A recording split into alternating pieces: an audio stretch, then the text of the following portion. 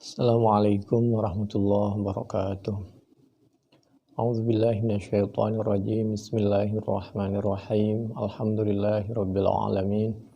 Hamdan yuwafi ni'amahu wa yukafi mazidah. Ya Rabbana lakal hamdu kama yanbaghi li jalali wajhika wa li 'azimi sultanik. Allahumma shalli ala sayyidina Muhammad wa ala ali sayyidina Muhammad. A'udzu billahi minasyaitonir rajim. Bismillahirrahmanirrahim.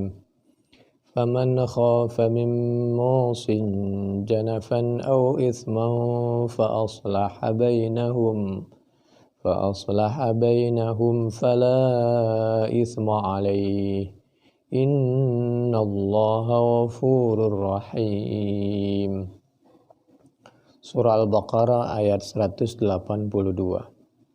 Faman maka adapun siapa orang khaufa yaitu mengkhawatirkan siapa man mimusin melihat tanda-tanda dari orang yang berwasiat janafan kepada tidak adil, condong kepada salah satu anak dan lain sebagainya, ahli waris, atau berwasiat untuk kepada sesuatu yang tidak baik, au isman atau malah khawatir jatuh kepada suatu dosa, fa aslaha bainahum, kemudian mengingatkan kepada orang yang berwasiat, atau kalau yang berwasiat sudah wafat dipergunakan, dialihkan untuk sesuatu yang diridhai oleh Allah.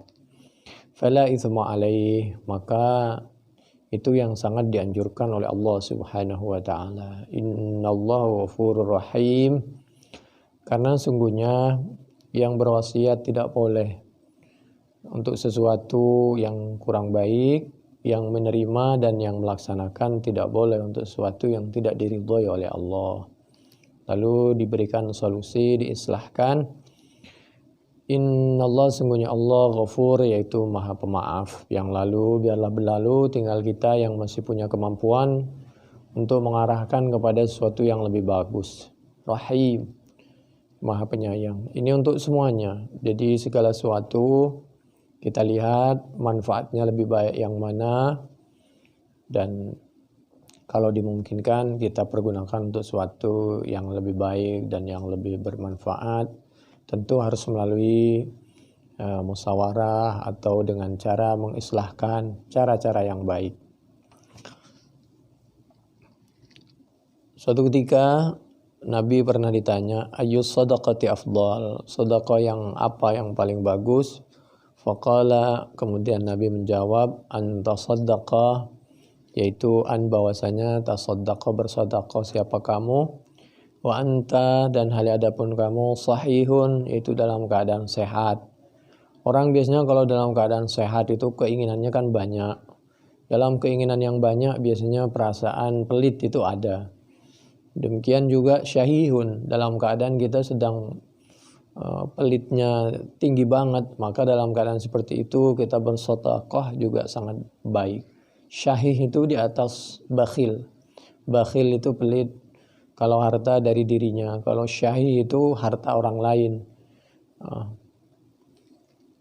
Ada orang lain mau bersedekah, kita yang sakit hati. Itu syahih, pelitnya luar biasa. Jadi ini pelajaran, karena memang wasiat itu kan tujuannya kalau untuk waris itu kan memang sudah ada kewajiban dan jalurnya. Sedangkan wasiat itu nilainya kan sedekah bagi orang yang tidak dapat warisan sebenarnya. Jadi nilainya sedekah. Nah, sedekah ini sangat dianjurkan dalam berbagai hal, tentu menurut kemampuan. Sedekah kalau sudah di akhir hayat itu cuma sepertiga, mumpung masih sehat ya lakukan menurut kemampuan, kecuali dapat izin dari ahli waris. Al-Bukhari, itu hadis Bukhari 1419. Ini merupakan penjabaran sebagai bayan Nabi mempraktekkan Al-Baqarah ayat 182. Penjelasan yang paling bagus, penafsiran yang paling bagus ayat dengan ayat. Tapi siapa yang nafsirin? Karena semua orang merasakan bahwa penafsirannya yang paling bagus, yang paling sesuai dengan Al-Quran. Jadi semua orang mengaku seperti itu. Lalu berikutnya penafsiran yang paling bagus itu karena Allah memberitahu kepada orang yang pertama yaitu Nabi Muhammad sallallahu alaihi wasallam adalah penafsiran menurut Nabi. Bagaimana ayat ini menurut sabda Nabi, menurut perbuatan Nabi, menurut ketetapan Nabi.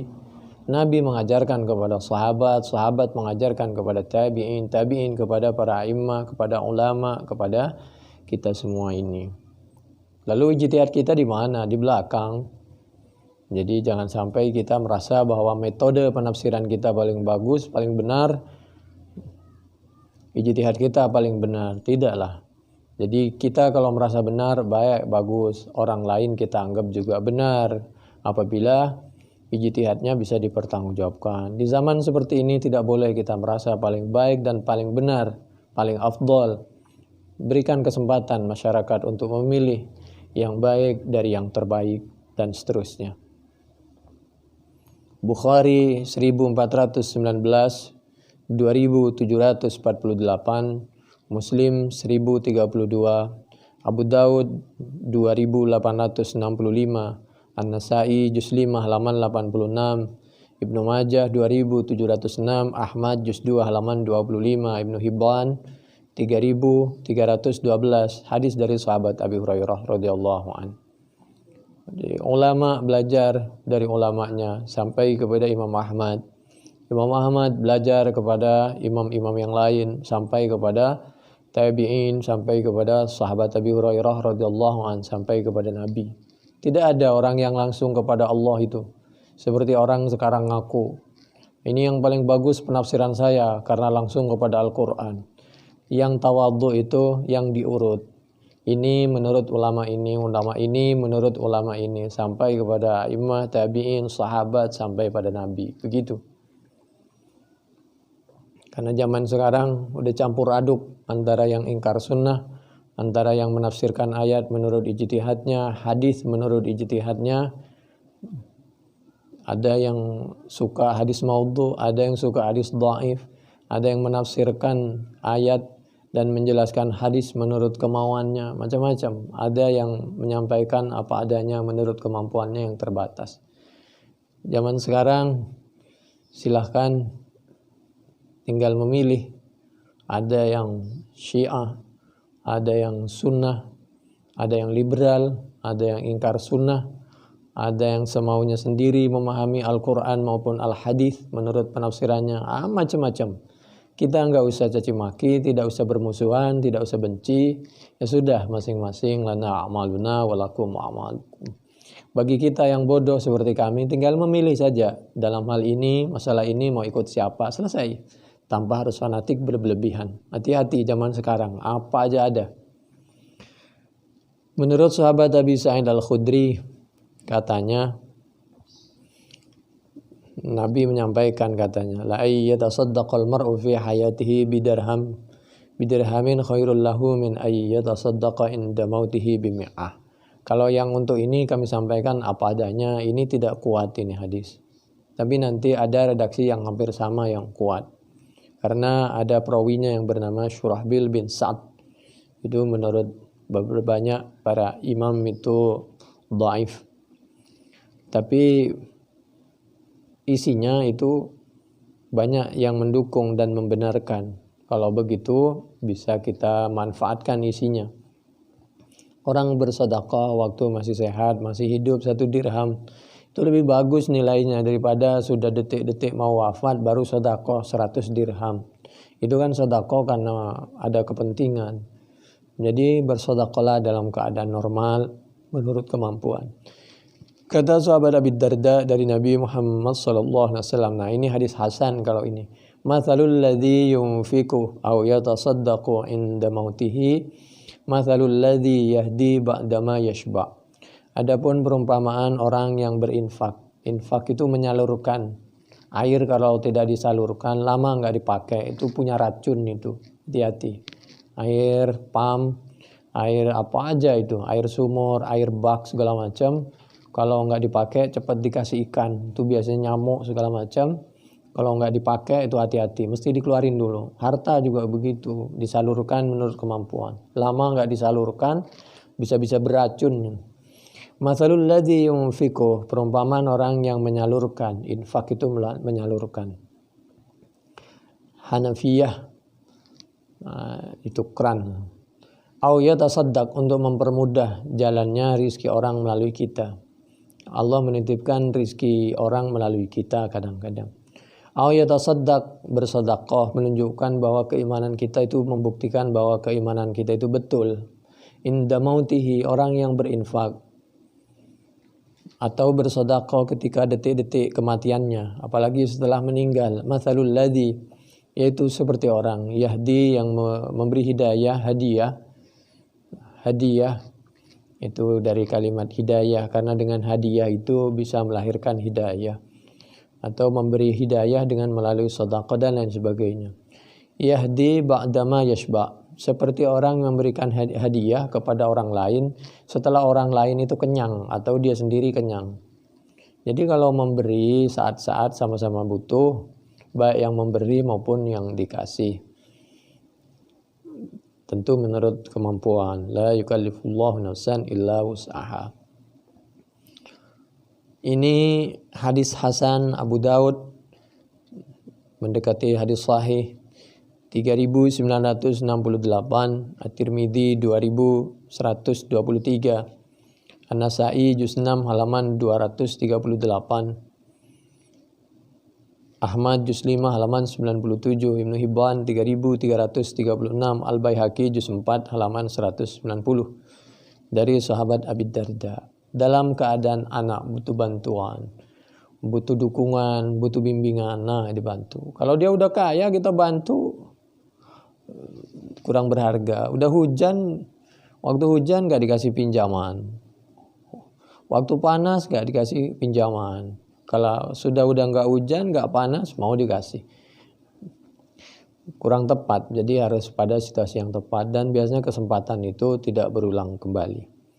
Kalau untuk kebaikan, bismillah menurut kemampuan. Tapi kalau untuk keburukan, pikir supaya gak jadi. Kata sahabat Abi Hurairah radhiyallahu an, Nabi bersabda, "Innar rajula awil mar'ata la ya'mala bi ta'atillah 60 sanatan, thumma yahduruhumal mautu fayudarani fil wasiyati fatajibu lahuma an-nar." Kalau ada orang taat luar biasa sampai 60 tahun, umurnya 60 tahun. Thumma yahduruhumal mautu, ternyata ketika dia mau meninggal, dia wasiat bersedekah tapi untuk mencelakakan anak cucunya, mencelakakan ahli warisnya, hartanya disedekahin semua. Lah anak cucunya dapat apa? Warisan apa? Makan apa? Baik keluar tapi tidak baik ke dalam. Fatajibulahuma annar, bagi orang yang amal ibadahnya 60 tahun, hajinya 1000 kali, umrohnya 2000 kali misalnya, sedekahnya bertriliun, setiap bulan kalau perlu ke Mekah umrah. Tapi begitu wafat sengsara anak cucunya, waduh, ini yang fatajibulahuma annar. Hati-hati, Allah mengingatkan. Jadi mulai dari kita awal hidup sehat sampai kita wafat, meninggalkan anak cucu dalam keadaan mudah-mudahan menurut kemampuan kita sudah baik, sebatas menurut kemampuan. Selebihnya kita titipkan kepada Allah, biar Allah, waktu kita ada, waktu kita enggak ada, semuanya Allah. Abu Daud 2867, At-Tirmidzi 2117, Ibnu Majah 2704, Al-Baihaqi juz 6 halaman 271. Hadis dari sahabat Abi Hurairah radhiyallahu anhu. Paling tidak ini hadis hasan. Ini merupakan, di samping ayat dijelaskan dengan ayat dijelaskan bagaimana praktek Nabi, merupakan penjelasan dari mimmusin janafan au ithma fa aslaha bainahum, Al-Baqarah ayat 182.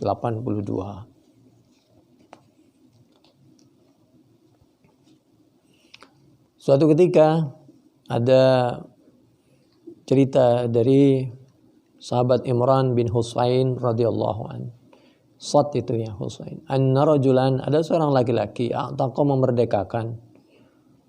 Hartanya disedekahkan semua. Ataqa sittatan mamlukin. Jadi dia cuma punya 6 budak. 6-6-nya itu dimerdekakan semua. Enggak punya harta dia, cuma itu-itunya, lalu disedekahkan semua. Itu kan berarti untuk kepentingan dia pribadi. Dia nggak memikirkan bagaimana nasib keluarganya di belakang. Mamlukina lahu inda mautihi walam yakul lahu malun ghairuhum fabalagha dzalika an-nabiy sallallahu alaihi wasallam. Maka cerita itu sampai kepada Nabi Muhammad sallallahu alaihi wa alihi wasallam. Dilaporkan faghadiba, Nabi kurang berkenan. Min dzalika, dari hal tersebut, waqala, kemudian Nabi menyampaikan, laqad hamamtu alla usalli alaihi. Hampir saja aku tidak mau menyolatin mayat yang seperti itu. Kenapa? Bagaimana dia hanya memikirkan kepentingan pribadi dia, tidak memikirkan masa depan anak cucunya dia. Hampir aku nggak mau nyolatin mayat yang seperti itu. Tsumma da'a mamlukihi, kemudian semua yang telah dimerdekakan tadi di saat dia detik-detik mau mati itu oleh Nabi dipanggil. Hai budak, sini semua. Fajaza'ahum salata ta'jaza, kemudian mohon maaf begini ya, Anda ini disedekahkan dengan cara yang kurang tepat. Jadi saya tidak bermaksud mencelakakan Anda. Kami tetap akan bantu, kami tetap akan carikan solusi. Tapi begini solusinya supaya baik bagi yang meninggal, baik buat Anda, baik buat yang akan menerima dan nasib Anda ke depan. Fajaza'ahum thalathata ajza. Kemudian Nabi dibagi 3 bagian. 6 orang tadi. Kemudian diundi. Summa aqra'a bainahum, kemudian Nabi mengundi, fa'ataqa tsnain wa ariqa arba'atan. Ini mainnya begini, caranya, aturannya. Mohon maaf, dengan terpaksa darurat kami undi Anda berenam. Nanti yang 2 orang itu merdeka, yang 4 orang tetap dalam keadaan status seperti budak, tapi nanti kami merdekakan dengan cara yang lain. Ini Nabi luar biasa memberikan solusi bagi semuanya. Wa akhrajahu Muslim bima'nahu illa annahu qala fi akhirih wa qala lahu qawlan sadida badala qawlihi laqad hamamtu alla usalli alaihi. Jadi ceritanya yang 4 itu nanti begini. Yang 4 itu kan belum merdeka. Lalu yang 4 itu oleh Nabi begini. Sahabat, ada enggak di antara kalian yang mau membeli atau memerdekakan budak-budak ini? Setelah dibeli, dimerdekakan, atau bagaimana caranya saling bantu kalian supaya 4 ini juga merdeka dengan cara kita yang memerdekakan, bukan mereka. Karena kalau hanya 2 yang dimerdekakan, maka yang 4 ini nanti hasil memerdekakan budak ini untuk anak cucunya, uangnya itu. Dengan demikian yang meninggal tetap punya nilai sedekah, anak cucunya juga tetap mendapatkan bagian harta warisan dari orang tuanya yang sudah meninggal. Jadi tidak meninggalkan anak cucu dalam keadaan yatakaffafuna, lontang-lantung, dia hidupnya tergantung kepada orang lain. Cerita seperti ini ada di dalam Muslim 1668, Abu Daud 3958, At-Tirmidzi 1364, An-Nasa'i di dalam Al-Kubronya 4974 sampai 4977, Ahmad juz 4 halaman 426, Ibnu Majah 2345, Ibnu Hibban 4552, hadis dari sahabat Imran bin Husain. Demikian, mudah-mudahan bermanfaat. Subhanakallahumma bihamdik, nasyhadu an la ilaha illa anta, nastaghfiruka wa natubu ilaik. Sallallahu alaihi wa alihi wasallam. Alhamdulillahirabbil alamin.